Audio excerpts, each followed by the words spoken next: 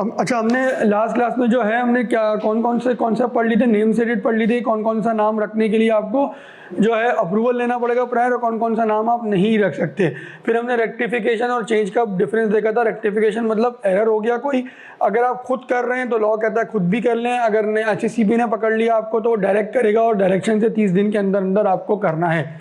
अगर आपने 30 दिन के अंदर अंदर नहीं किया तो क्या होगा अब्दुल्ला, तो वो खुद आप जो है नाम चेंज कर देगा और अपने रिकॉर्ड में आप एक नया नाम ले आएगा।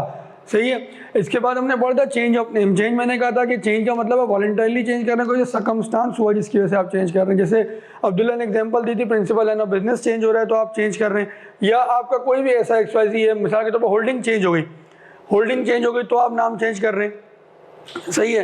तो ये भी एक वजह हो सकती है। जैसे अभी उसकी चेंज हुई थी जिसकी गंधारा निशान, गंधारा जो था, गंधारा निशान वालों को होल्डिंग इन्होंने ले ली, किसने, जनरल टायर वालों ने, तो गंधारा निशान जो था वो GTYR हो गया, गंधारा टायर, सॉरी GTYR, जी गंधारा नहीं है कुछ और है। तो ये भी एक आपको किसी ने एक्वायर कर लिया। जैसे और एक और मिसाल दे, पहले एंग्रो फूड्स था, अब एंग्रो फूड्स नहीं रहा, कुछ सालों पहले ये क्या बन गया, फ्राइजलैंड कैंपीना, पीछे से इसकी होल्डिंग हो गई, ये पूरा नाम ही चेंज हो गया। अगेन यहाँ principal line of business change नहीं हुआ, वही है जो पहले भी फूड्स का काम करते थे, आज भी फूड्स का काम करते हैं। स्टॉक एक्सचेंज में जाके देखेंगे आप तो फ्राइजलैंड कैंपीना फूड के सेक्टर में ही आ रही होगी, लेकिन क्या है, इन्होंने उसको पीछे से होल्ड कर लिया, जो उन्होंने अपना नाम रख दिया, ये नाम अब खत्म हो गया। और एक और एग्जाम्पल मैंने दी थी एंग्रो फूड से, मिसाल के तौर पर अब वो फूड्स के बदले सीमेंट का काम कर रही है, उसने अब क्या है, नाम चेंज मैंडेटरी हो गया एक तरीके से। क्यों? क्योंकि आप लोगों का जो है प्रिंसिपल लाइन ऑफ बिजनेस इसके अंदर चेंज हो गया। सही है। ये चीज़ हमने इसके अंदर इंपॉर्टेंट कॉन्सेप्ट एक दो ये पढ़े थे। फिर हमने प्रिंसिपल लाइन ऑफ बिजनेस पढ़ा था, क्या होता है principal line of business, hire of होता है क्या, एसेट्स और रेवेन्यू के ऊपर एग्जाम्पल के साथ आप लोगों को समझाया भी था। अच्छा, आइए अब हम स्टार्ट करते हैं मेमोरेंडम के डिफरेंट टाइप्स के। मेमोरेंडम देखो, मेमोरेंडम क्या होता है, मैंने आप लोगों को बताया था, मेमोरेंडम की कोई डेफिनेशन नहीं है ऑन। मेमोरेंडम क्या होता है, वो डॉक्यूमेंट जिसके अंदर ये 5 चीजें हों। Number 1 name, number 2 principal line of business, number 3 register office clause, सही, नंबर 4 लायबिलिटी स्टेटस, मतलब अनलिमिटेड है या लिमिटेड है, सही। और 5वीं चीज क्या होती है, शेयर कैपिटल, मतलब ऑथराइज कैपिटल, सही है। ये 5 चीज़ों को मिला दो किसी भी डॉक्यूमेंट में, तो ये मेमोरेंडम बहुत छोटा सा डॉक्यूमेंट होता है। ये सब तो एक लाइन के होते हैं, एक 2 लाइन के।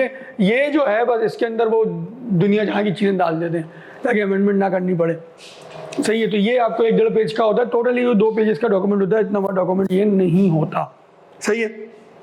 अब आप पढ़ते हैं कि जो मेमोरेंडम है ये डिफरेंट टाइप ऑफ कंपनी का किस तरह का होगा, क्या उसके अंदर चेंज आएगा। सबसे पहले कह रहा है memorandum of company limited by shares. देखो, memorandum shall state the following, memorandum ये चीजें बताएगा। देखो, मेमोरेंडम की कोई डेफिनेशन नहीं है, कह रहा है मेमोरेंडम में ये चीजें आएंगी। क्या, पब्लिक कंपनी है तो लिमिटेड का वर्ड आएगा, सही है। प्राइवेट कंपनी है तो प्राइवेट लिमिटेड का वर्ड आएगा, गारंटी लिमिटेड है तो गारंटी लिमिटेड का वर्ड आएगा, अनलिमिटेड कंपनी है तो अनलिमिटेड का वर्ड आएगा, सिंगल मेंबर कंपनी है तो SMC प्राइवेट लिमिटेड का वर्ड आएगा नाम के आगे। जैसे मिसाल के तौर पे एक ही कंपनी को सब पे रख के देख लेते हैं, एंग्रो फूड्स, अगर ये वो है पब्लिक लिमिटेड है तो क्या होगा, ऑन लिमिटेड आएगा। अगर ये प्राइवेट लिमिटेड है तो क्या होगा अब्दुल्ला, प्राइवेट इसी तरह लिखेंगे, गलत, ब्रैकेट आएगा। अच्छा, अगर ये SMC प्राइवेट लिमिटेड है तो क्या होगा, SMC प्राइवेट ब्रैकेट लिमिटेड। अच्छा, ऑन अगर ये अनलिमिटेड है तो क्या होगा, अबे हाँ, अनलिमिटेड है तो अनलिमिटेड आएगा, अनलिमिटेड लिख देंगे। अगर ये गारंटी लिमिटेड है तो क्या होगा, गारंटी ब्रैकेट में और ये लिमिटेड, सही है। नाम से भी आप कंपनी का स्टेटस पता कर सकते हैं कि किस क्या स्टेटस है कंपनी का, क्या कंपनी प्राइवेट लिमिटेड है, पब्लिक लिमिटेड है। हाँ, इसमें नहीं पता कर सकते कि लिस्टेड है अनलिस्टेड है, क्योंकि लिस्टेड अनलिस्टेड दोनों जो हैं वो पब्लिक ही होती है। जब कंपनी बनती है तो बाय डिफॉल्ट अनलिस्टेड होती है, फिर जब वो चाहे कि पब्लिक भी इसके अंदर कंट्रीब्यूट करे तो पब्लिक को इंगेज कर देगी। अच्छा, क्या हुआ? नहीं चेक तो तुमने क्लास शुरू होने से पहले करना चाहिए था। वो कर लिया था। अब कर लिया था, बस चल रहा है। में आप आए हैं, इसकी रिकॉर्डिंग सिर्फ इसकी जूम की रिकॉर्डिंग खुलनी पड़ती है। अच्छा, वैसे जब चलो सही है, मैं बाद में बात कर लूँगा। चलो सही है। तो सही है, अब आओ इसको पढ़ते हैं, आगे पढ़ते हैं। दूसरे में क्या कह रहा है? फॉर, देखो ये बहुत अहम बात है, सुनना गौर से। For registered office clause the province और the part of Pakistan not forming part of a province. ये क्या होता है? Part of Pakistan not forming part of a province क्या होता है? ये है, हाँ, वह किसी प्रोविंस का हिस्सा नहीं, आज़ाद जम्मू एंड कश्मीर है। सही है, AJK लिख दें ऊपर। As the case may be in which the registered office of the company is to be situated. AJK भी इसके अंदर आता है और इसके अंदर इस्लामाबाद भी आता है। इसका मतलब क्या हुआ? इसका मतलब और मुझे आप समझाएं कि रजिस्टर्ड ऑफिस में, जैसे मैं लिखूंगा the registered office of the company is situated. कौन इतनी जमाइयाँ ले रहा है 10 बजे? इज सिचुएटेड एट, क्या लिखेंगे इसमें? क्या लिखेंगे? हैदराबाद में है तो क्या लिखेंगे? पढ़ो दोबारा। अगर हैदराबाद में है तो क्या लिखेंगे? हैदराबाद,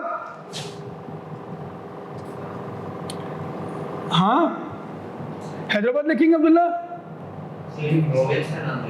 प्रोविंस का नाम, भाई तो पूछ रहा हूँ क्या लिखेंगे? हाँ, पंजाब, सिंध लिखेंगे। वेरी गुड, सिंध लिखेंगे, हैदराबाद नहीं लिखेंगे आप, सिंध लिखेंगे। जो वहां बोले किस प्रोविंस में है बताओ। मिसाल के तौर पे अगर इस्लामाबाद में है तो क्या लिखेंगे? इस्लामाबाद ही लिखेंगे, क्योंकि Islamabad is not part of any province. Islamabad capital territory, ICT, Islamabad का पूरा नाम है इस्लामाबाद कैपिटल टेरिटरी। सही है, ICT। अगर आज़ाद जम्मू एंड कश्मीर में है तो क्या लिखेंगे? आज़ाद जम्मू एंड कश्मीर लिखेंगे। अगर लाहौर में है तो क्या लिखेंगे अब्दुल्ला? पंजाब लिखेंगे। तो अगर पेशावर में तो क्या लिखेंगे? ऑन पेशावर क्यों लिखेंगे? KP के, खैबर पख्तूनख्वा। सही है, समझ में आया? देखो बहुत इंपॉर्टेंट बात है, मैं जानबूझ के इसके आगे की चीज़ नहीं पूछ रहा, जब आगे आएगा पूछूंगा। ये आप लोगों ने जहन में बिठा लेना है कि मेमोरेंडम के अंदर जो रजिस्टर्ड ऑफिस क्लॉज आता है अब्दुल्ला, वो क्या होता है? वो प्रोविंस होता है। ये बात बड़ी जहन में बिठा के रखो, मैं किसी वजह से कह रहा हूँ।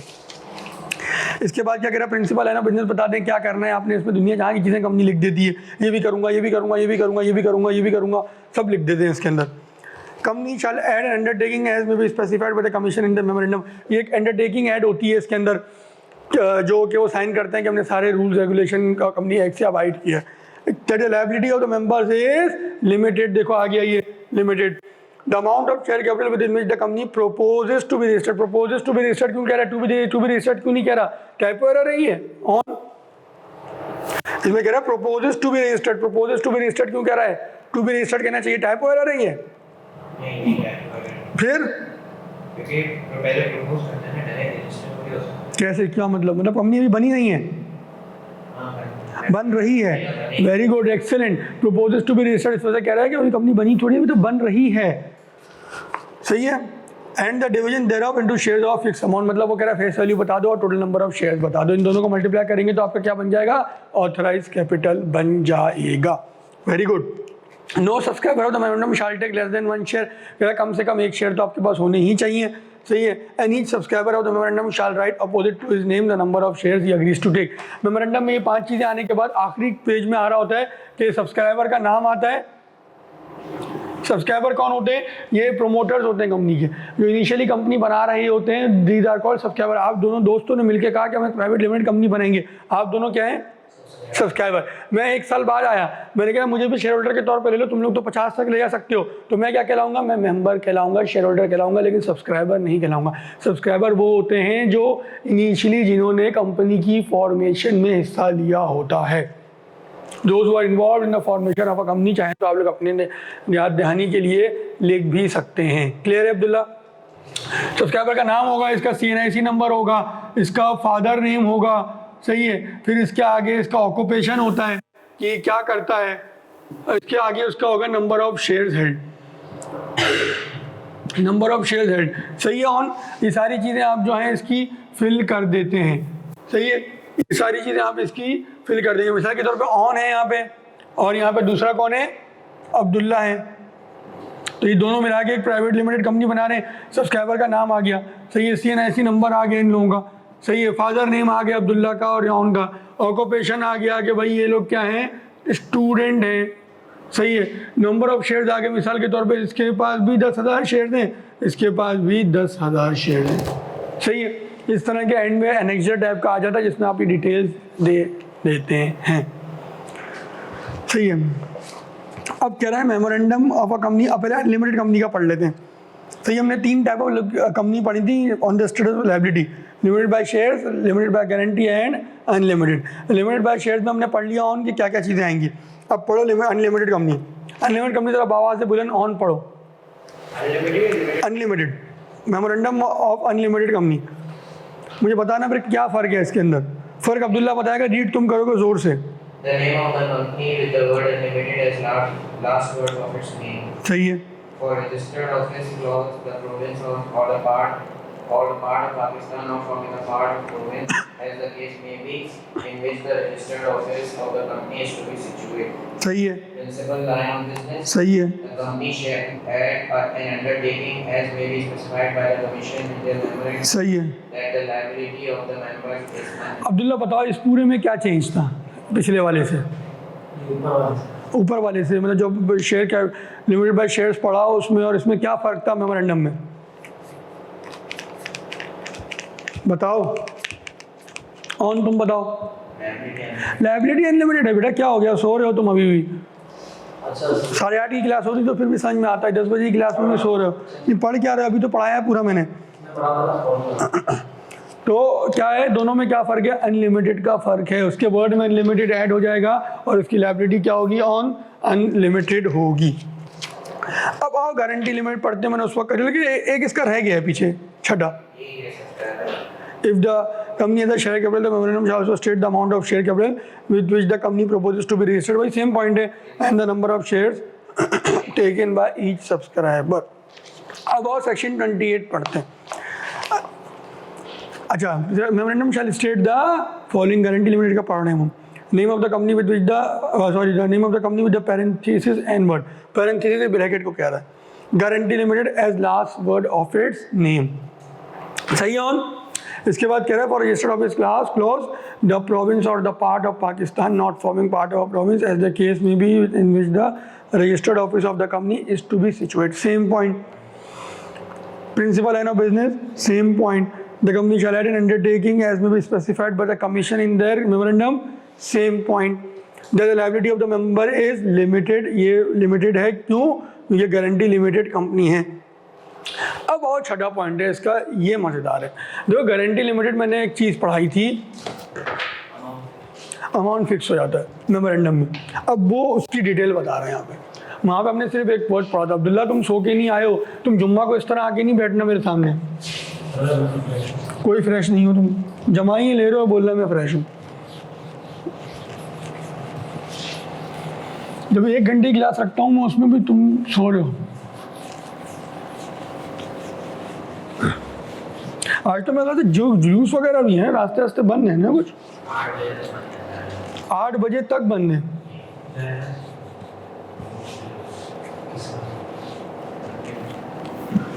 आज रब्बी लेवल का इख्तितामी जुलूस है। अच्छा जी, देखो गारंटी लिमिटेड में हमने क्या पढ़ा था, मैं लिख भी देता हूँ यहाँ पे हम कौन क्या पढ़ रहे हैं, ताकि अब्दुल्ला तो सो रहा है, ये ना भूल जाए कि हम क्या पढ़ रहे हैं। सब याद है। गारंटी लिमिटेड हम पढ़ रहे थे, हमने क्या बोला था ऑन, गारंटी लिमिटेड वो कंपनी है जिसमें मेंबर अंडरटेक करते हैं कि हम इतना अमाउंट कंट्रीब्यूट कर देंगे। कब करेंगे कंट्रीब्यूट, जब कंपनी वाइंड अप हो रही होगी तो हम वो इतना अमाउंट कंट्रीब्यूट कर देंगे। अच्छा देखो, अब उसमें लाभ यहाँ पे बात क्या करेगा, आगे बताएगा कि कब तक करेंगे। भाई अब कंपनी वो जो है क्या मेंबर रहने तक करेगा या जब तक जिंदा है जब तक करेगा। तो लॉ ने यहाँ पे गाइडेंस दी है, जब वो अमाउंट अग्री कर रहा है, अंडरटेक कर रहा है, वो कब तक करेगा? 1 year after he ceases to be a member, ceases to be a member, मतलब अपनी मेंबरशिप में तो ऑन करेगा ही करेगा, लिखा हुआ है यहाँ पे, लिखा हुआ है अपनी मेंबरशिप में करेगा ही करेगा। मेंबरशिप खत्म होने के बाद भी वो 1 साल तक रिस्पॉन्सिबल रहेगा। अगर विदिन 1 year अगर वो कंपनी वाइंड अप हो जाती है तो उसकी जिम्मेदारी है कि वो जो है वो जो अमाउंट उसने अग्री किया था वो कंट्रीब्यूट करेगा। हाँ, मेंबरशिप खत्म होने के बाद भी 1 साल तक कंट्रीब्यूट करना है। अब इसमें 3 तरह की एक्सपेंसेस की बात करेगा, 2 तरह की, 3 तरह की कह लें, 2 तरह की कह लें बल्कि ब्रॉडली। एक कहेगा डेट्स एंड चार्जेस, एक कहेगा कॉस्ट या expenses of winding up. Again मैं ये रीड करूंगा ना, फिर हलवा हो जाएगा, ये समझ लो। 2 तरह के एक्सपेंसेस की बात करेगा।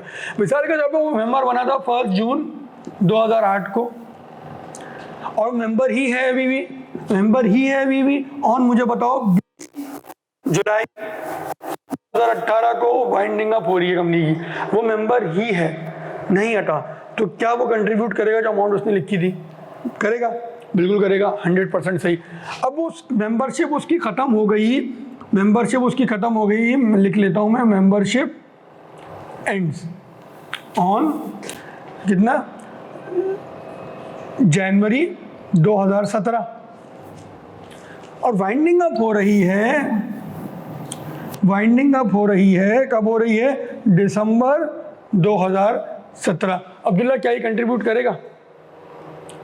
मेंबरशिप उसकी खत्म हुई, इसने member ceases to be member हो गया, यहाँ पे वाइंडिंग अप हो रही है, क्या ये कंट्रीब्यूट करेगा? तो मुझे बताओ ये डेट देख के क्या विद इन 1 year है या नहीं है? फर्स्ट, ये जैसे जनवरी 2017 है और ये चलो ये 12 दिसंबर है, ये 1 जनवरी है। नहीं कर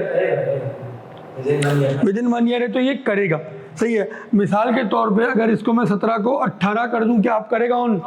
आप नहीं करेगा। क्या ये कॉन्सेप्ट क्लियर हो गया? विद इन 1 year वाला, सही है। अब वो यहाँ से लेके आफ्टर ही सीजेस से लेके 1 year तक का अब वो एक्सप्लेन कर रहा है किस चीज़ में कंट्रीब्यूट करेगा, किस चीज़ में नहीं करेगा। फॉर वाइंडिंग अप एक्सपेंसेस वो कहता है कि आप कंट्रीब्यूट करोगे। वाइंडिंग अप एक्सपेंसेस जो है, जो भी वाइंडिंग अप कंपनी को बंद करने में जो भी अखराजात आ रहे हैं उसमें आप कंट्रीब्यूट करेंगे। एक चीज़ में वो कहता है debts and liabilities. Debts and liabilities में अगर कोई डिफ़ॉल्ट हुआ, डेट्स एंड लायबिलिटी में अगर कोई, अब्दुल्ला गौर सुनना ही बात, डेट्स एंड लायबिलिटी में अगर कोई डिफ़ॉल्ट हुआ तो वो कॉन्सेप्ट उसमें क्या लगेगा? उसमें कॉन्सेप्ट लगेगा कि देखा जाएगा कि आया ये डेट और लायबिलिटी विद इन 1 year तो हुआ है, आफ्टर 1 year तो वो किसी भी चीज़ के लिए रिस्पॉन्सिबल नहीं है ना, और ड्यूरिंग द मेंबरशिप तो वो हर चीज़ के लिए रिस्पॉन्सिबल है, सही है। ये मैं कहाँ से बात कर रहा हूँ? आफ्टर ही जिस दिन से उसकी मेंबरशिप खत्म हुई वहाँ से लेके 1 साल के अंदर क्या चीज़ के लिए रिस्पॉन्सिबल है, क्या चीज़ के लिए नहीं है, इसके लिए तो वो है, टिक कर देंगे। इसके लिए जो है डेट्स एंड लायबिलिटीज के लिए 2 कंडीशंस हैं। क्या वो उसके पीरियड में हुई है इंकर, क्या वो उसके पीरियड में नहीं हुई है इंकर। अगर वो पीरियड में इंकर हुई हैं, उसके पीरियड में मतलब जब वो मेंबर था तो वो रिस्पॉन्सिबल होगा। अगर उसके पीरियड में नॉट इंकर है तो लॉ कहता है भाई आप रिस्पॉन्सिबल नहीं हो। प्रोटेक्ट कर रहा है मेंबर को कि यार मेंबर को बाकी लोग ठग ना दें। आप दोनों मिले, यासिर भी तीसरा मेंबर है, आप दोनों ने कहा यासिर तो चला गया ना, अब इसकी ऐसी की तैसी कर दो, समझे? आप दोनों ने कहा चलो यार लायबिलिटी इसको डिफॉल्ट करते हैं, ये भी रिस्पॉन्सिबल होगा। तो लॉ ये कहता है कि ऐसा आप नहीं कर सकते कि एक बंदा जिसने ये काम में हिस्सा ही नहीं लिया था, उसकी मर्जी से, उसकी कुछ पता ही नहीं था लोन का, वो बाद में उस आपने किया तो वो उसके लिए आप रिस्पॉन्सिबल उसको नहीं ठहरा सकते। मैं एक दफ़ा दोबारा सेक्शन का क्रक्स रिपीट करता हूँ। आप गारंटी लिमिट में क्या होता है कि मेंबर कब तक, मेंबर क्या करता है, अमाउंट अंडरटेक करता है तो contribute in the event of winding up of the company. वो अमाउंट के लिए वो कब तक रिस्पॉन्सिबल रहता है? During his membership also, and जब वो मेंबरशिप खत्म हुए वहां से 1 साल तक के लिए वो रिस्पॉन्सिबल रहता है। Number 2 point. अब वो उसने बोला कि 1 साल तक के लिए रिस्पॉन्सिबल है, उसमें क्या चीज़ के लिए रिस्पॉन्सिबल है, क्या चीज़ के लिए नहीं है। तो वाइंडिंग अप एक्सपेंसेस के लिए तो रिस्पॉन्सिबल है इन एनी केस। लेकिन यार मुझे किसी को बोलो मुझे पानी पिला दें, लेकिन जो डेट्स एंड लायबिलिटीज़ हैं उसमें लॉ कहता है कि ये उसी के लिए रिस्पॉन्सिबल है जो उस टाइम पे हुई हो जिस टाइम पे वो मेंबर था। सही है? आइए अब इसको पढ़ते हैं। नोट्स हैं आपके पास? मेरे ख्याल से आप पहले आए थे एक दफ़ा। नोट्स हैं आपके पास? PDF है। तो आप टाइम पे क्यों नहीं? आप बांग्लादेश स्टैंडर्ड टाइम के हिसाब से क्यों आए? थोड़ा लेट हो गए यार। कल नहीं, कल मेरी क्लास नहीं थी, कल आप भी आए थे। आप तो जाके एडमिन में कंप्लेन करते, वो कह रहे हैं कोई बच्चा ही नहीं आया। कल मैंने क्लास नहीं रखी थी, इन्होंने गलती से लगा दी। ये गई आप लोगों ने गलती करी ना। आप लोग जाके एडमिन को शिकायत करते कि टीचर कहाँ है हमारा। तो जो निमरा को जब मिस निमरा को मैंने बोला कि यार ये क्या हुआ है, आप लोगों ने कैसे क्लास रख दी, तो वो कह रहे कोई तो आया ही नहीं था सर। कोई नहीं आया। तुम लोग वो कह रहे कोई नहीं आया था क्लास में, देख ही रहे थे हमें, वो लोग क्लास में हम बैठे थे क्लास में। मैंने संडे को मैंने मैसेज कर दिया था मिस निमरा को कि मैं ट्यूसडे क्लास नहीं लूँगा, रीज़न बीइंग कि FAR2 के बच्चे हैं, FAR2 का बहुत लंबा गैप आ जाएगा।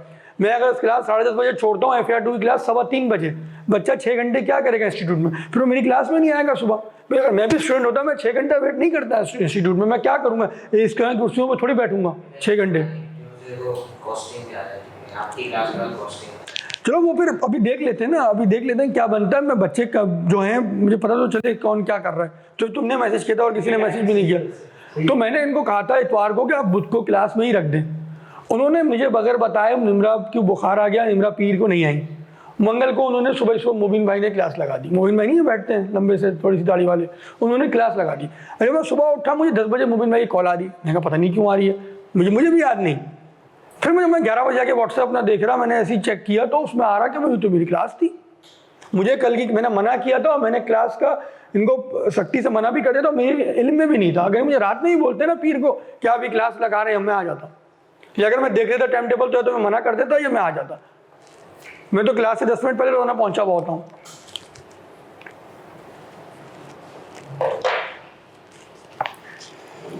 सही है, आओ अब इसको पढ़ते हैं। बेटा तुम एक कॉपी करवा लो ना अभी जाके उससे, अभी नहीं क्लास के बाद उनसे करवा लो ना। सही है, आप एक कॉपी करवा लो ना, ऐसे फिर मज़ा नहीं आता ना पढ़ने में यार। अगर आप सीरियस स्टूडेंट हो, आपने कि यार मुझे इस दफ़ा अटेम्प्ट देनी है, तो you should also act seriously. ये PDF से तो नहीं मज़ा आएगा आपको। कोई नोटिंग नहीं कर रहे आप, खैर वो तो होने के बावजूद भी नोटिंग नहीं कर रहा, लेकिन ये कि टिक मारे हैं कि मैंने ये पढ़ लिया।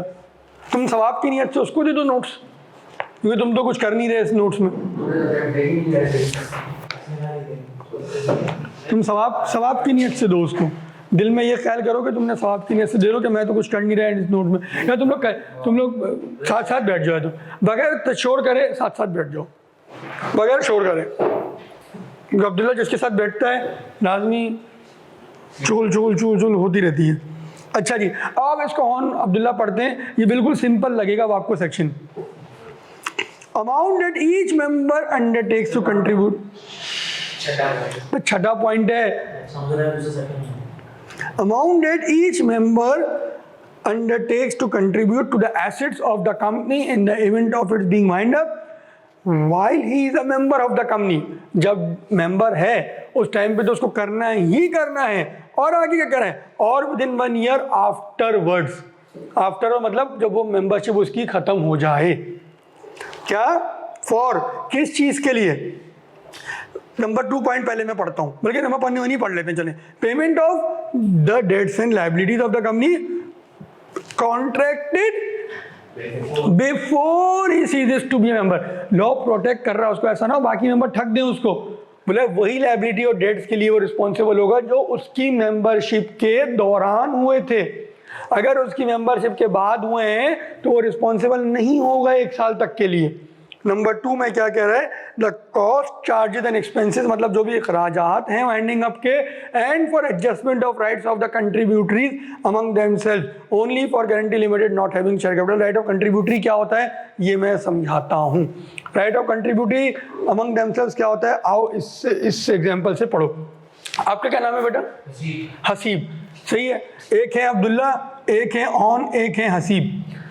तीनों ने अग्री किया कि हम जो है 10 मिलियन ईच जो है अंडरटेक करते हैं to contribute towards the assets of the company in the event of winding up. सही है ऑन। अच्छा, अब वाइंडिंग अप आई, मैं क्रेडिटर हूं, मैं आ गया ऑन के पास। मैंने कहा देखो यार मेरा 12 मिलियन का लोन है, मेरा जो है 12 मिलियन का लोन है, तुम लोग जो है तुम लोगों ने जो भी डेट में लायबिलिटी नहीं दे पाए, कुछ भी एक्सवाइजी चीज़ थी, तुम यार मुझे 12 मिलियन दे दो। सही, अब तुम बोलेगा मैं तो नहीं दे रहा, मैं मेरे जो 10 मिलियन है वो लोग बोलेगा नहीं। लॉ बोलता है कि आपकी जितनी भी अल्टीमेट लायबिलिटी है एक बंदा भी दे सकता है।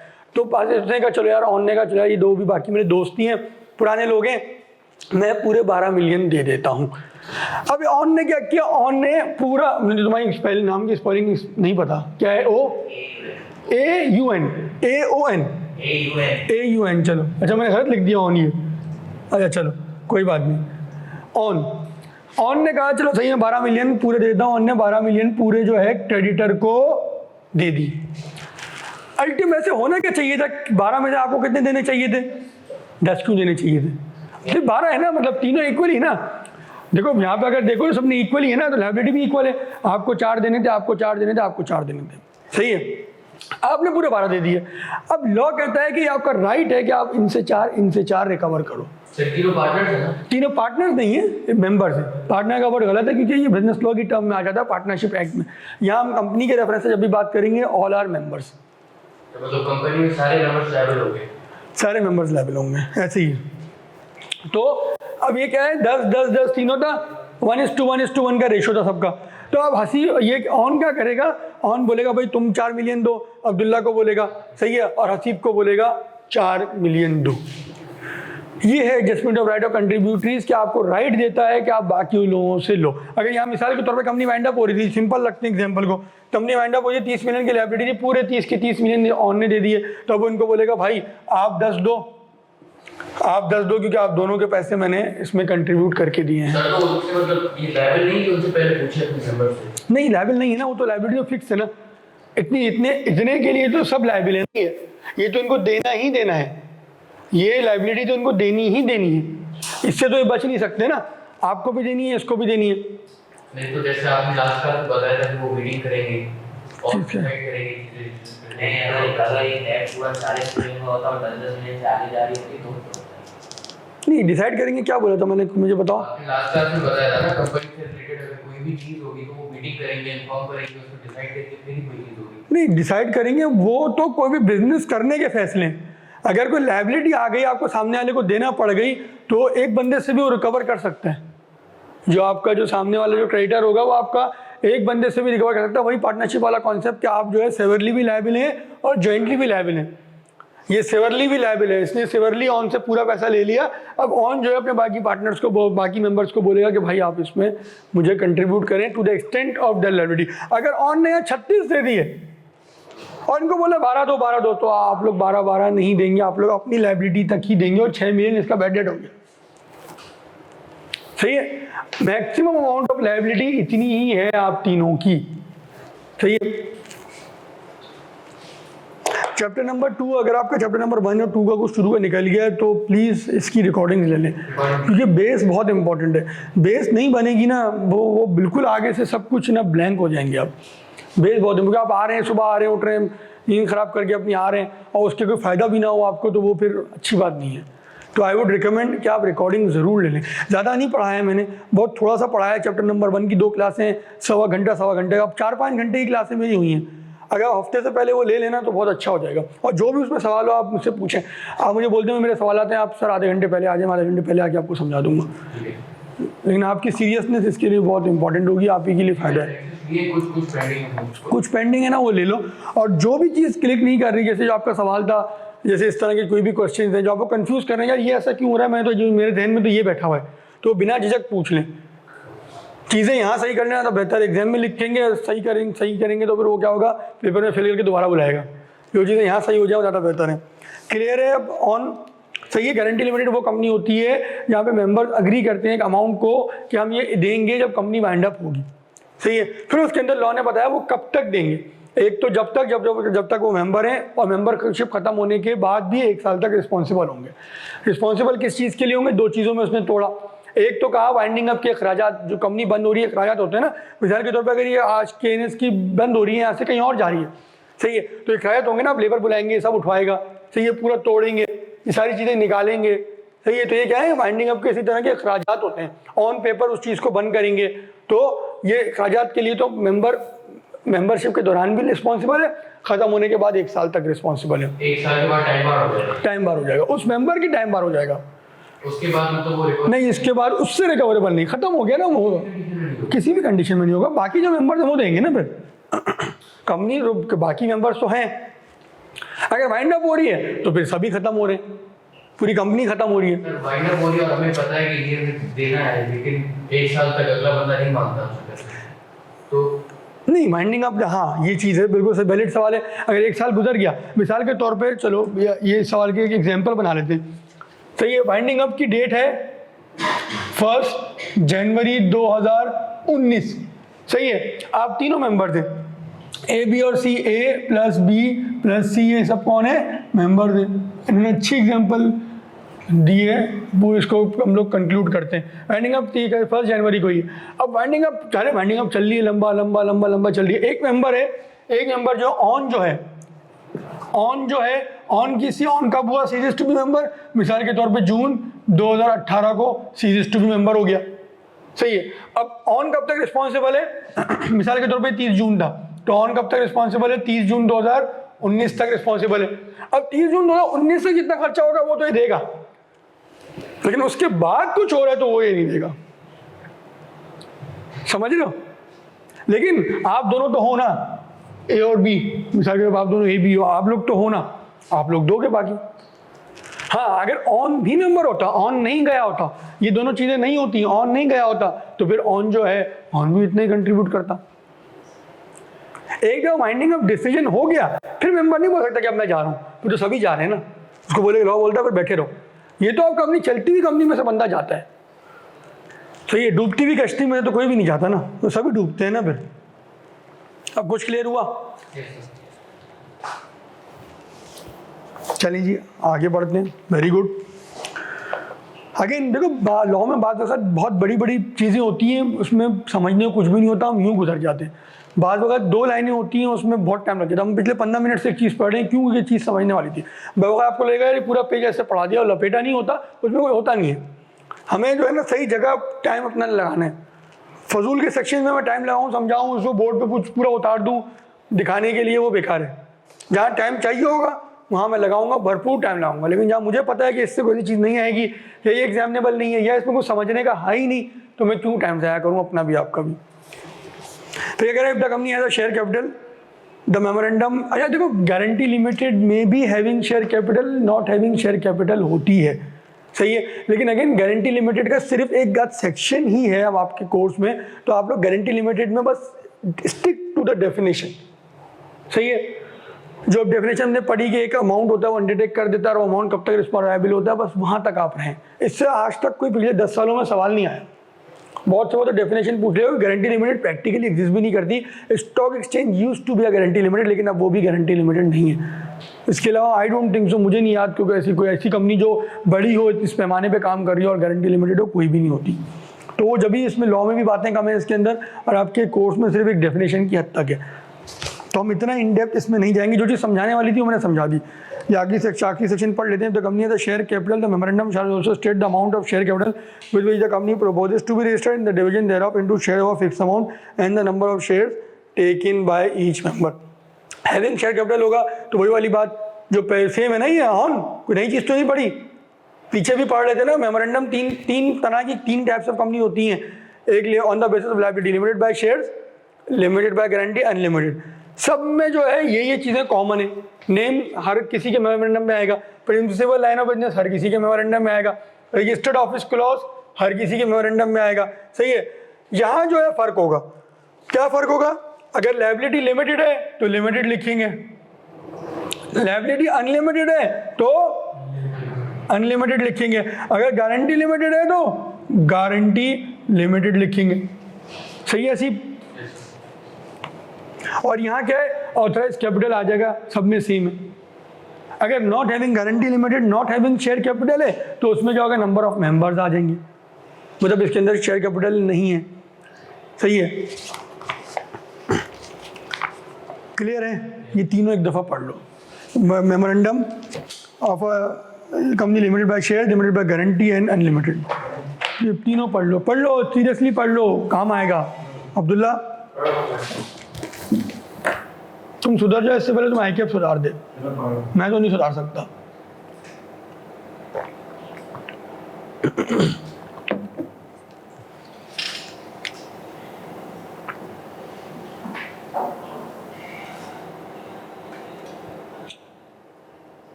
चार्टर्ड अकाउंटेंसी एक ऐसी पढ़ाई है, आप टाइम पे कर लेंगे, आप एंजॉय करेंगे, वरना जितने देर से करेंगे उतना आप फ्रस्ट्रेट होंगे। एक एज आती है आप फिर फ्रस्ट्रेट होना शुरू हो जाते हैं इस पढ़ाई से कि यार, तो उसी फ्रस्ट्रेशन में बहुत सारे लड़के छोड़ देते हैं। अभी आपकी एज है, ये 19, 20, 21 ही एज है, जहाँ आप 24 क्रॉस कर जाएंगे ना, आप फ्रस्ट्रेट होना शुरू हो जाएंगे इस पढ़ाई से। फिर जितने पेपर होंगे ना, आप क्या फ्रस्ट्रेशन में देंगे। आपको तो कॉलेज में कितनी एज हुआ? मैं 26। नहीं, ये फैक्ट है, ये फैक्ट है। वैसे सीए का एक एवरेज लड़का जो है ना, वो 7-8 साल में सीए निकाल लेता है। अच्छा ब्रिलियंट स्टूडेंट होगा, वो 5.5-6 साल में निकाल लेगा, जो उसका मिनिमम टेन्योर है। तो जो मिनिमम टेन्योर में ही निकालने की कोशिश करें, मिनिमम टेन्योर में भी निकालोगे 24 साल के हो जाओगे। तो 24-25 साल तक तो पढ़ना अच्छा लगता है, लेकिन जब आप 8-9 साल गुजार देते हो ना इस पढ़ाई में, फिर आप फ्रस्ट्रेट होते हो कि यार 25-26 का हो गया, मैं अभी भी यही पढ़ रहा हूँ, पेपर भी नहीं पास हो रहे।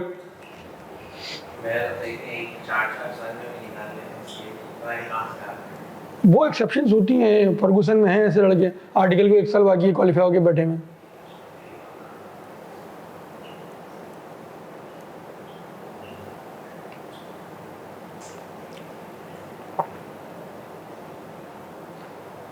पढ़ लिए प्यारे बच्चों, पढ़ लो सकून से पढ़ लो, मैं तक इसको मिटा रहा हूँ। अगेन ये चीज़ें पता होना बहुत ज़रूरी है, इसको वैल्यू दो। फालतू की चीज़ में कोई नहीं पढ़ाता, ना ही उस पर इतना टाइम लगाता हूँ।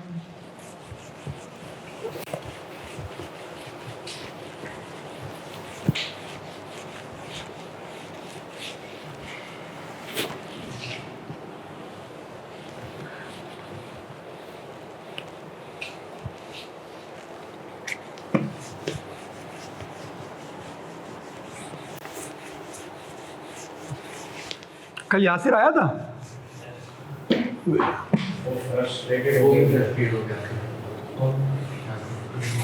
यार तुम लोग मुझे मैसेज या कॉल तो करते, तुम लोगों का नंबर किस लिए दिया था? पूछ लेते कि सर आप आ रहे नहीं आ रहे, इतनी अकलमंदी तो करते। नहीं, मुझे पता ही नहीं था। लेकिन तुम एडमिन को बोलते कि पूछ के बताएं टीचर आ रहा है नहीं आ रहा।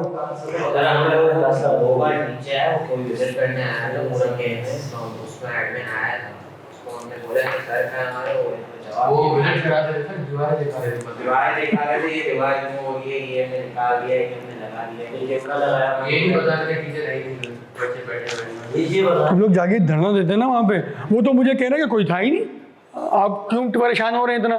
मैंने कहा अच्छा भाई, मुझे हैरत हुई, मैंने कहा ऐसे कैसे यार, सुबह ही क्लास की कोई भी नहीं आया। वो कह रहे कोई भी नहीं था। तो तुम लोग बेवकूफ़ हो ना। हाँ, पढ़ाई के लिए सीरियस है तो जाके बोलते ना। अच्छा चलो आगे बढ़ते हैं।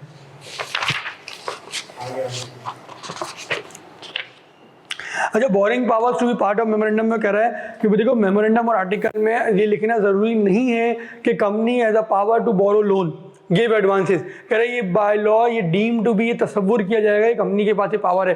कंपनी अगर कल कुछ बैंक के पास जाती है कि भाई मुझे लोन दे दो, मुझे ज़रूरत है वर्किंग कैपिटल के लिए अपनी, तो बैंक ये नहीं बोलेगा दिखाओ तो हमने मेमोरेंडम में लिखा हुआ नहीं लिखा हुआ। लॉ कहता है कि तस्वुर किया जाएगा कि मेमोरेंडम में कुछ ना लिखा हो तो भी लिखा हुआ है कि कंपनी के पास ये डीम्ड पावर है कि वो बोरो मनी कर सकती है, लोन दे सकती है, एडवांसेस दे सकती है। सही है। Not with standing anything content in this act, जब भी ये वर्ड लिखा हुआ हो इसका मतलब ये है कि वो कह रहा है कि पूरे लॉ में कहीं भी कुछ भी लिखा हुआ हो, जो यहां बात कह रहा हूं वो एप्लीकेबल है। Not with standing anything content का मतलब होता है कहीं भी कुछ भी लिखा हो, despite of anything written anywhere else in the law, जहां जो क्या बात कह रहा हूं वो एप्लीकेबल है। हर बात को उसने रद्द कर दिया।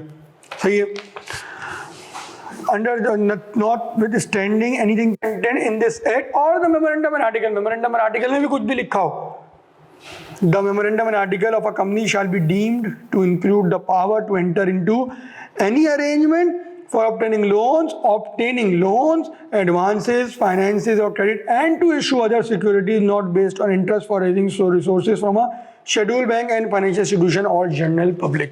मतलब लिस्टिंग करानी हो आपको बैंक से लोन लेना हो, सही है, क्रेडिट लेना हो, एडवांस लेना हो, कुछ भी हो आप ये चीज़ ले सकते हैं. मेमोरेंडम आर्टिकल में लिखा होना ज़रूरी नहीं है. क्लियर है?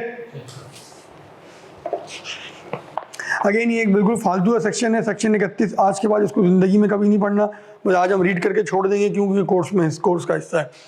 मेमोरेंडम शैल बी, हाँ काम का नहीं.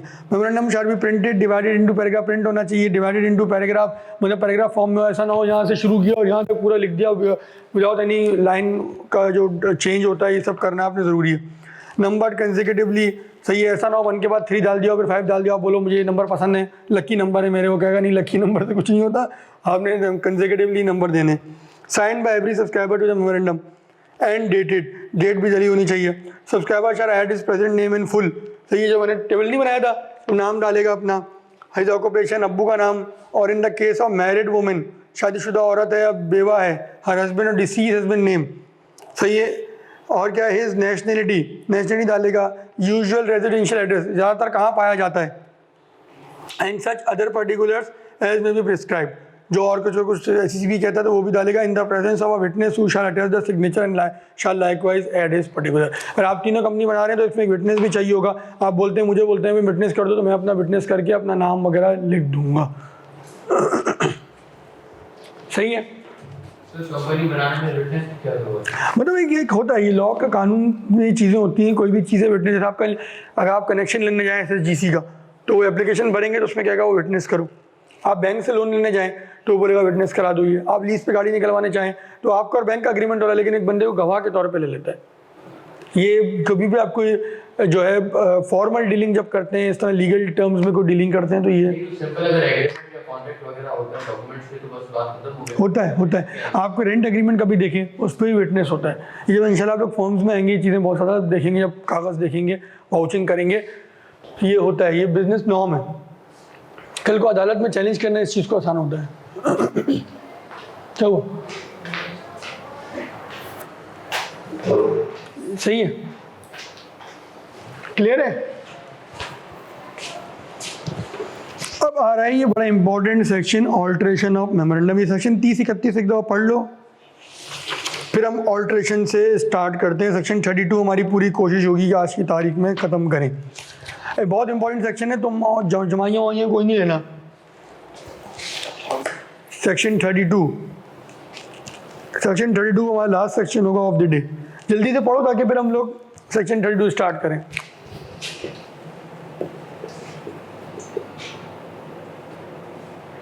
ऑल्ट्रेशन ऑफ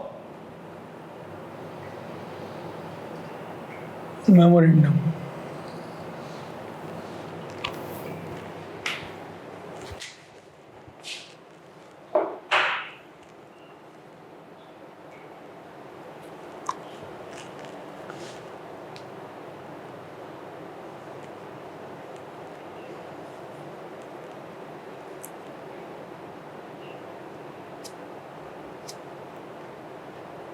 यहाँ पे हम बहुत सारे लिंकेजेस करेंगे चीज़ों की, बट अटेंटिवली इसमें है ना. अब्दुल्ला तुम भी कौन सा 32 तो नहीं पढ़ना शुरू कर दिया? 30 और 31 पढ़ना है बस.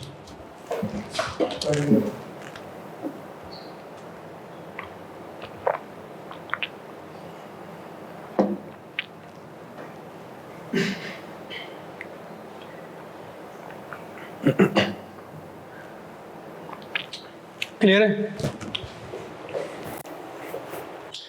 अच्छा, आप सेक्शन 32 स्टार्ट करते हैं. मुझे और एक चीज़ बताओ, मेमोरेंडम में क्या क्या आता है? नेम सही है, जोर से बोलो ना. रजिस्ट्रेशन ऑफिस लॉ सही है, सही है. और इसके अलावा शेयर कैपिटल. मेमोरेंडम में ऑल्ट्रेशन कब होगी? ऐसी कब चेंज आएगा मेमोरेंडम में?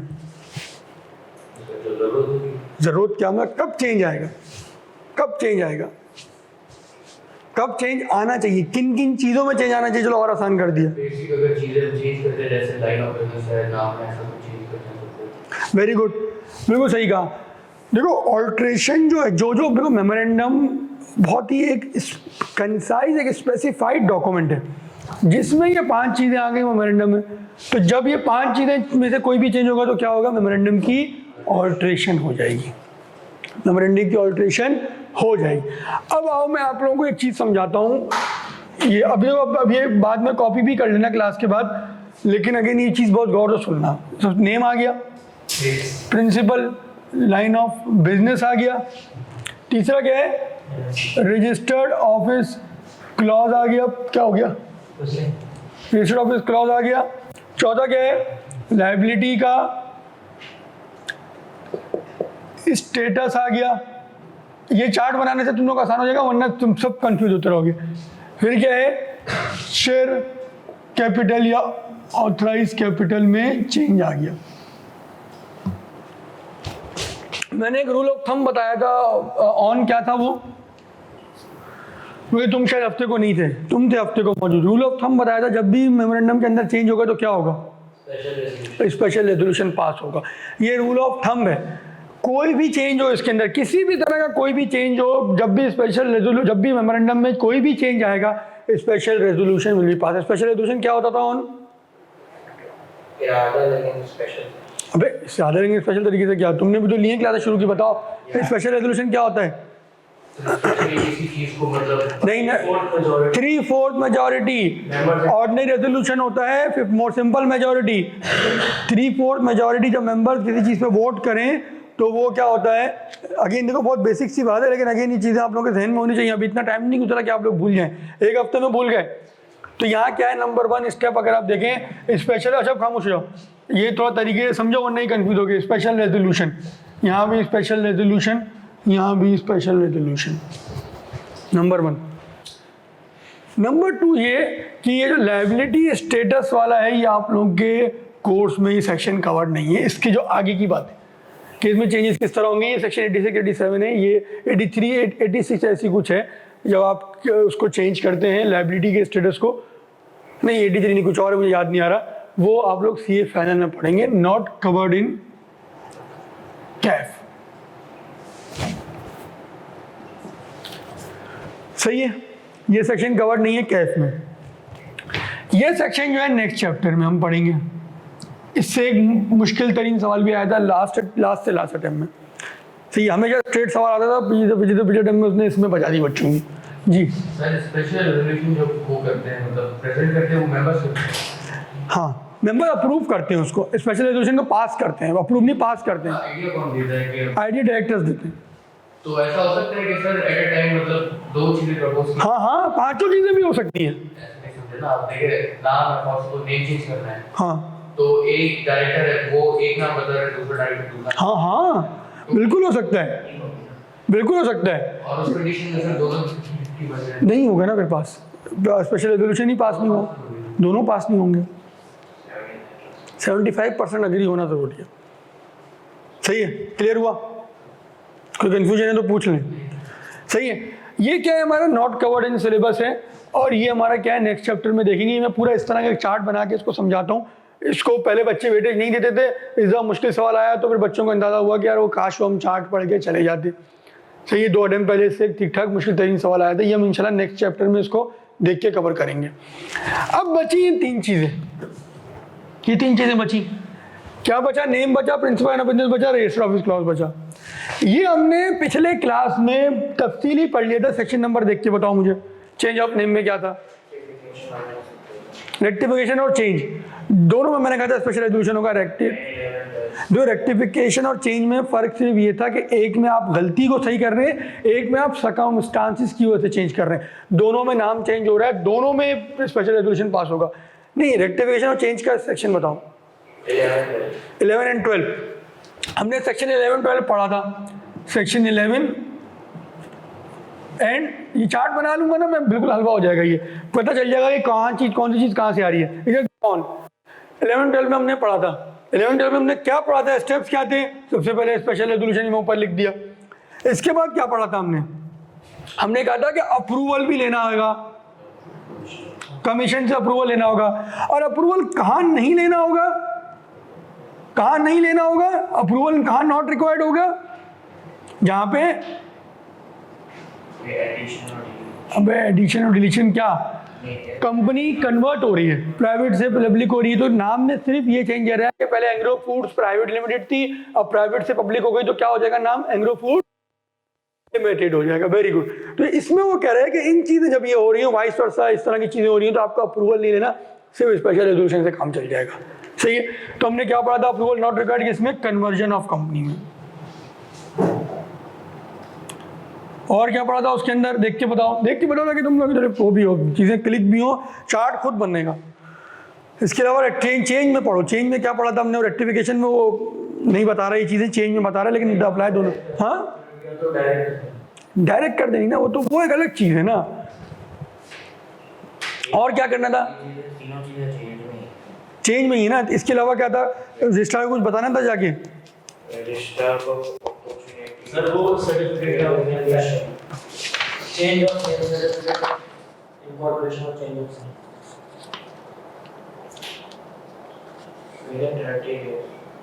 नहीं, यहीं तक था इसके अंदर। सही है। इसके अंदर सिर्फ 2 स्टेप्स हैं, देख लो इधर, देखो सुनो गौर से सुनो यार, ये चार्ट बन रही है, इसको इंपॉर्टेंस दो, वरना कंफ्यूज हो जाओगे कि सर ये एक में ये हो रहा है, एक में ये हो रहा है। ये पूछेगा तो यहाँ के स्टेप, इसके स्टेप में एक आध एडिशन हो जाएगी, इसके स्टेप में हो सकता है एक आध डिलीशन हो, ये चीज़ समझने वाली है। यहाँ पे नेम चेंज का अलग से सेक्शंस थे। रूल ऑफ थंब क्या है, special resolution in all the cases. Number 2 में कह रहा है कि नंबर 2 कह रहा है नेम चेंज हो तो क्या है, स्पेशल रेजोल्यूशन के साथ साथ अप्रूवल कहाँ जरूरत नहीं होती, जहाँ पे कंपनी कन्वर्ट हो रही होती है। सही है। ये हमने पिछली क्लास में पिछले सेक्शन में पढ़ लिया। ये जो है आपका यहाँ से नहीं, कहीं नहीं है। अब जो सेक्शन हम पढ़ रहे हैं ऑल्ट्रेशन, वो सिर्फ इन दोनों के बारे में बताएगा। सही है। आओ अब पढ़ते, अब समझ में आएगा तुम लोगों की।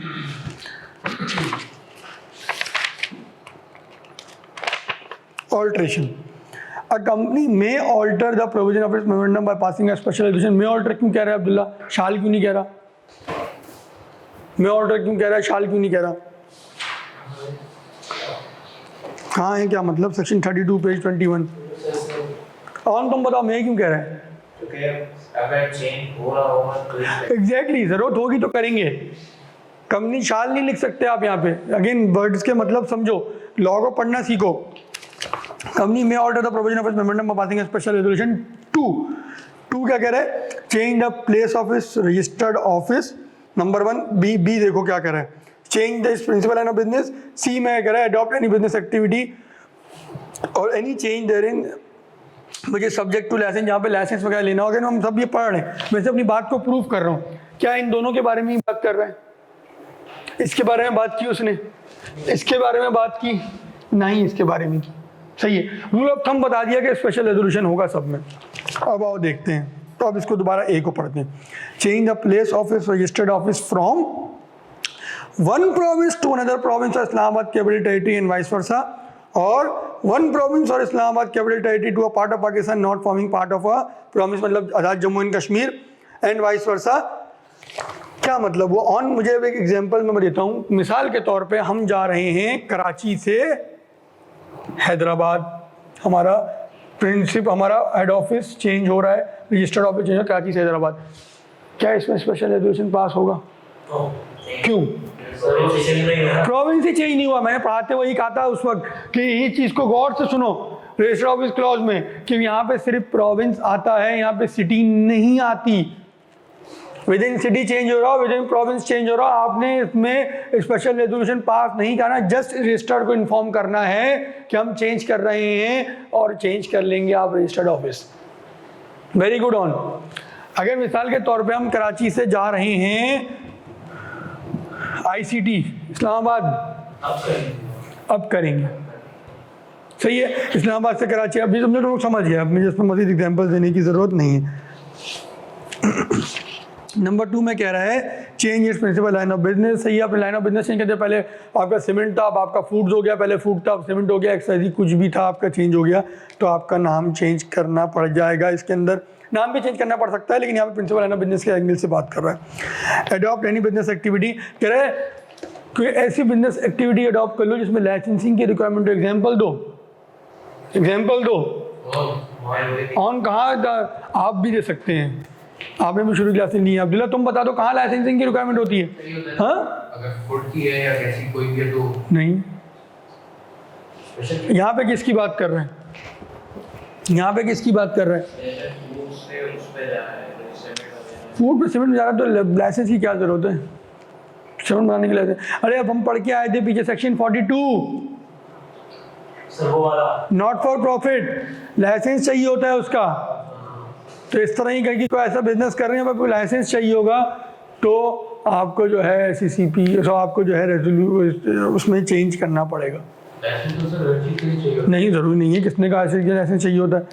जहाँ जहाँ चाहिए होगा वहाँ वहाँ की बात हो रही है। मैंने एग्जाम्पल के तौर पे एक 42, आप लोग सीमेंट और फूड बोले, सीमेंट और फूड में लाइसेंस नहीं चाहिए होता। है। फूड का है और इसके बाद उसको नॉन प्रॉफिट में कन्वर्ट कर रहे हैं। नॉन प्रॉफिट का मैं एग्जाम्पल दे रहा हूँ, कन्वर्ट करेंगे तो उसमें पूरे मेमोरेंडम में बहुत सारी चीज़ों में चेंज आ जाएगा। फूड आउटलेट्स होते मतलब फूड कंपनीज होती है जो नॉट फॉर प्रॉफिट होती है, सारा डोनेशन में जाता है उनका। कौन सी नाम बताओ एक, कौन सी ऐसी फूड कंपनी जो फूड बना के नॉट फॉर प्रॉफिट है, बताओ। और वो एग्जांपल दे रहा हूं। अच्छा फॉर उस केस में क्या होगा? अच्छा तो वहाँ पे उस केस में फिर क्या होगा? उस स्टेट में भी जब वो नॉट फॉर प्रॉफिट है तो वो ऑलरेडी लाइसेंस ले रही होगी ना, लाइसेंस ले रही होगी SCCP से, तो वो यहाँ पे चेंज कराएगी। क्लियर है? अब आगे बढ़ते हैं। द ऑल्ट्रेशन, अब देखो ये दोनों चीज़ों की बात हो रही है। स्पेशल रेजोल्यूशन तक हम पढ़ लिया, अब आगे देखो क्या करा है। The alteration shall not make affect until confirmed bye the commission on petition. मतलब क्या? कंफर्मेशन लेनी है। यहाँ पे आपने अप्रूवल लेना था नाम का, यहाँ पे क्या करना है? कंफर्मेशन लेनी है। कहाँ लेनी है, कहाँ नहीं लेनी है, आगे देखते हैं। However, an alteration to change its principal and of business shall not require confirmation of the commission. मतलब क्या? यहाँ पे जो है कुछ भी नहीं करना, नो कन्फर्मेशन, चाहो तो समझने के लिए लिख दो। यहाँ पे क्या है? प्लस करना है कन्फर्मेशन, कन्फर्मेशन फ्रॉम कमीशन। सही है, कन्फर्मेशन फ्रॉम कमीशन। हम सेक्शन को हम जो है चार्ट की फॉर्म में ला रहे हैं, वरना ये कंफ्यूजन होती रहती है कि ये 5 चीज़ों का जिक्र है, 5 तो उसमें आ ही नहीं रही, 5 का है। सही है। अब इसके बाद कह रहा है copy of the duly certified order of SCCP shall be forwarded to the company and to the registrar within 7 days from the date of the order. ये किसको डायरेक्ट कर रहा है, ये किसका काम है, किसको बोल रहा है ये? एक्सीलेंट, वेरी गुड, SCCP को बोल रहा है। कि कह रहा है SCCP को कह रहा है कि कंपनी को आप दे देंगे 7 दिन के अंदर अंदर। Very good, on. और रजिस्ट्रार को भी दे देंगे।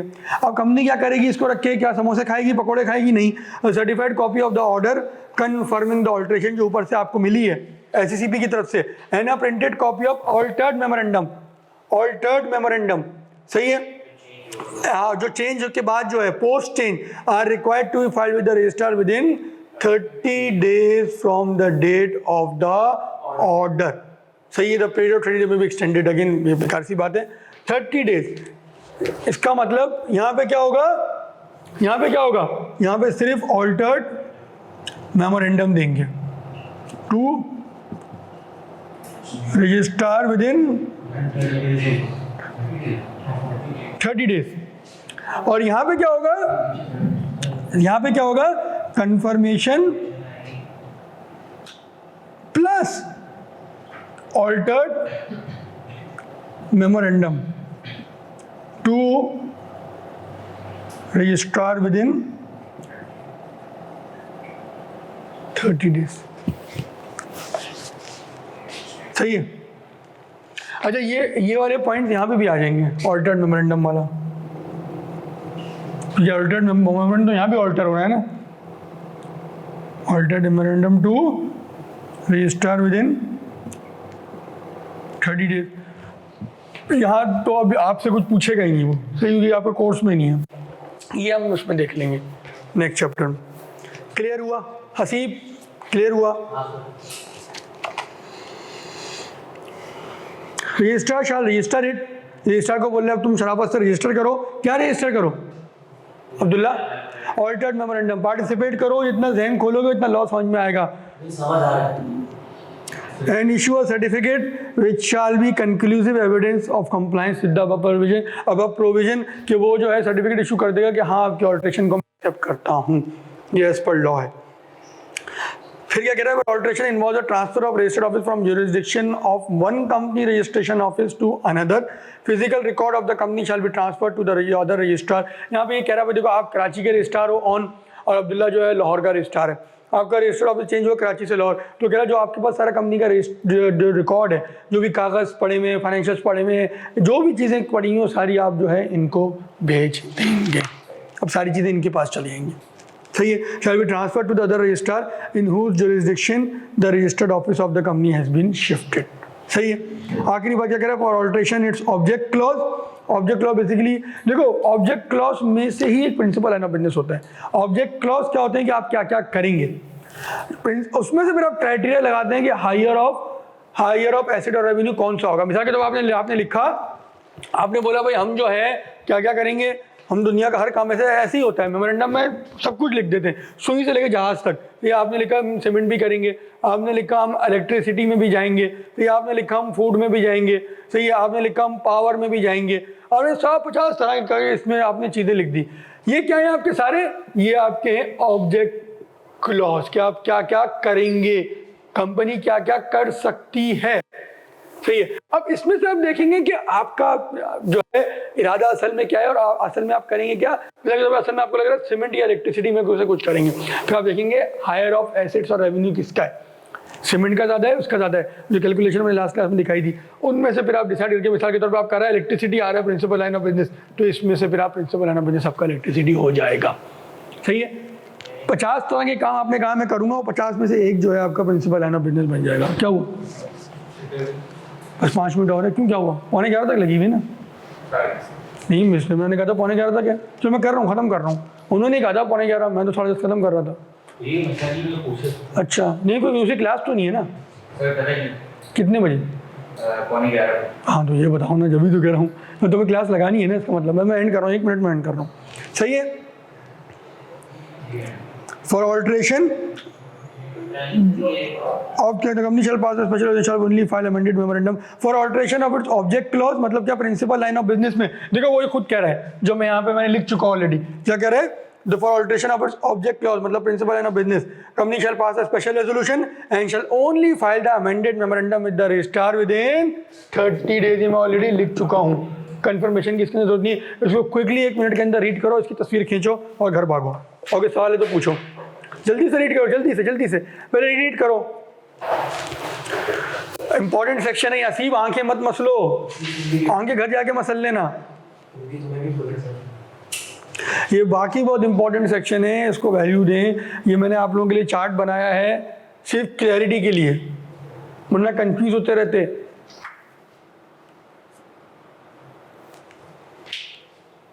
क्विकली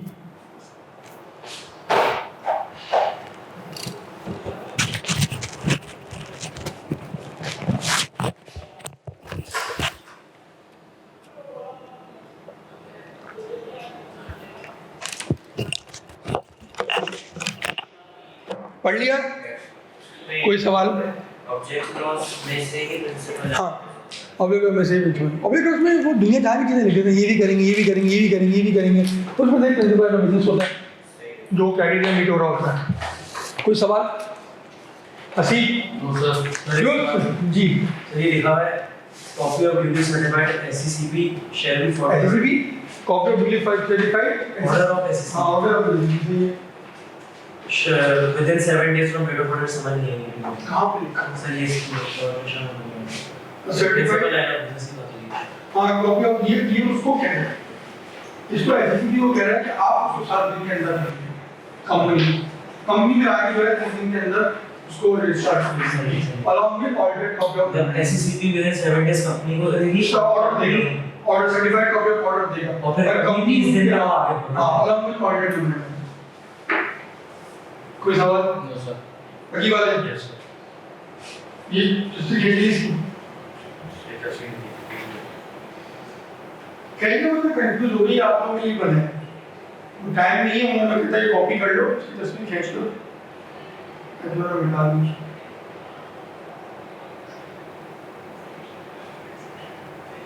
जल्दी जल्दी जल्दी।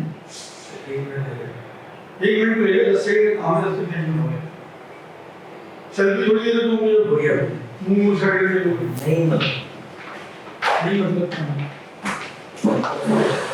चलिए जी, thank you very much. Allah